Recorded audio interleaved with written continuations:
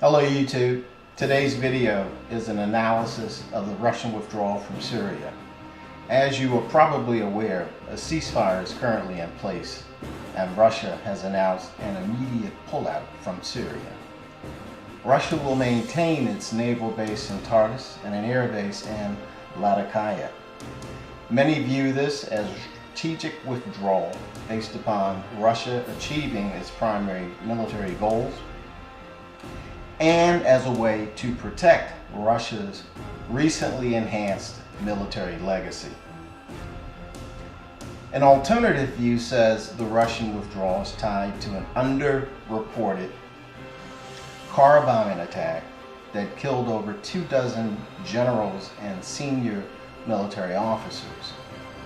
The withdrawal will allow Russia to regroup and plan potential engagements in a broader military conflict involving the West or its proxies. If the reported car bombing is true, Vladimir Putin has tremendous pressure to take some form of retaliation against this provocation. The withdrawal can be viewed as a precursor to potential preemptive actions against Turkey or NATO or both. It should be noted, if any Russian-NATO conflict goes nuclear, unlike NATO, Russia has built thousands of underground nuclear shelters throughout the Russian Federation. These shelters are stocked with ample food and housing for millions of its citizens. Despite this capability, I believe that a Russian-initiated nuclear strike is highly unlikely and an extreme response. However, though, let's take a brief look at what a Russian-initiated nuclear exchange would look like. This is my model. A preservationist war strategy would be taken by Russia.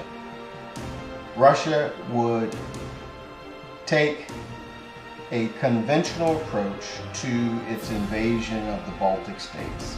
I believe that they would secure the Baltic states first and foremost. Those are the states of Latvia, Estonia, and Lithuania.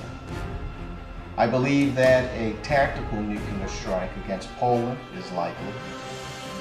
To avoid an out-of-control nuclear exchange, I believe that Russia would attack out-of-country military assets of the powers of Germany, France, and the UK. This would make a negotiated settlement possible. Of course, the United States will have ample time for a full retaliatory strike against Russia. This is something that Russia will expect and, as I stated, is prepared to absorb. However, if a quick cessation of hostilities occurs, the United States will have little incentive to escalate this scenario. In conclusion, I would like to provide my personal assessment for the Russian withdrawal. Withdrawal is a display for global consumption of Russian intentions. The message is clear. The Russians are saying, we will support our allies. We are capable militarily. We have no imperial ambitions. And we do what we say we are going to do. Unlike the United States that intervenes on the basis of false data and never leaves after completing their mission. Russia has also sent a powerful signal to the Syrian government that it is time for a political settlement to this crisis. Iran has been on the same page along with Russia. I find it a little ironic, however, given that both Russia and Iran insisted that Syria handle this crisis in 2011 in such a manner that led to its current escalation. Russia has, though, created enough distance from the battlefront to gauge the reaction from Turkey, Saudi Arabia, and NATO. Will these powers allow a political solution to take place, or will they re-intensify the war using different strategies? The Russian currency reserves were boosted by over $2 billion last week, and that could be a reflection of some backdoor deal between various world powers. If this increase in currency reserve is a reflection of an upward economic trend in the Russian economy, then the prospect of war seems fading. If the Russian economy continues on the previous negative course of decline, based on the economic sanctions that EU countries have placed upon Russia, Russia will employ all of its diplomatic means to break the sanctions.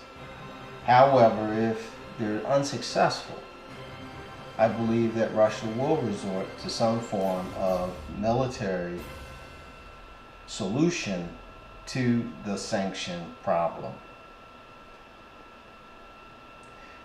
You know, if we reflect on where we're at, if we look at Syria, we'll see that Damascus is destroyed, is very close to being a heap of rubble, as stated in Bible prophecy. I believe that Syria is the concentric point for World War III. I think World War III will likely start by a series of uncontrolled actions by two or more parties that will escalate faster than it can be de-escalated. I say expect the unexpected. This is Yosef Ben Yosef signing off.